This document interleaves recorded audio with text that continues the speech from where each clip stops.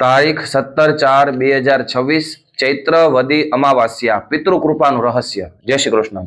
શું તમારા ઘરમાં અચાનક ઝઘડા થાય છે, મહેનત કરવા છતાં સફળતા હાથ નથી આવતી, અથવા સંતાન સંબંધી તકલીફો છે? મિત્રો, આ કોઈ સામાન્ય સમસ્યા નથી, પણ કદાચ તમારા પિતૃઓની અતૃપ્તિનો સંકેત હોઈ શકે છે। તેને દૂર કરવાની સૌથી મોટી તક એટલે કે 17 એપ્રિલ 2026 ચૈત્ર અમાસ।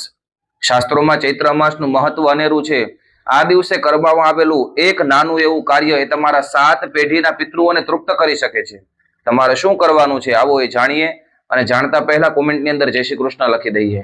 શાસ્ત્ર પ્રમાણે આ દિવસે દક્ષિણ દિશામાં મુખ રાખીને પિતૃઓનું તર્પણ કરવું, અને ખાસ કરીને પીપળાના વૃક્ષને જળ અર્પણ કરવું।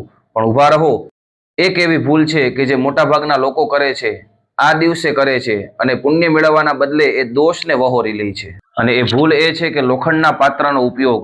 પિતૃ કાર્યમાં હંમેશા તાંબા કે પિત્તળના પાત્રનો જ ઉપયોગ કરવો। 17 તારીખે મધ્યાહનના સમયે કાળા તલ મિશ્રિત જળ ચડાવો અને ગાયને ઘાસ ખવડાવો। આ એક કાર્ય તમારા ભાગ્યના બંધ દરવાજા છે ખોલી નાખશે, અને પિતૃઓના આશીર્વાદથી ઘરમાં સુખ શાંતિ મળશે।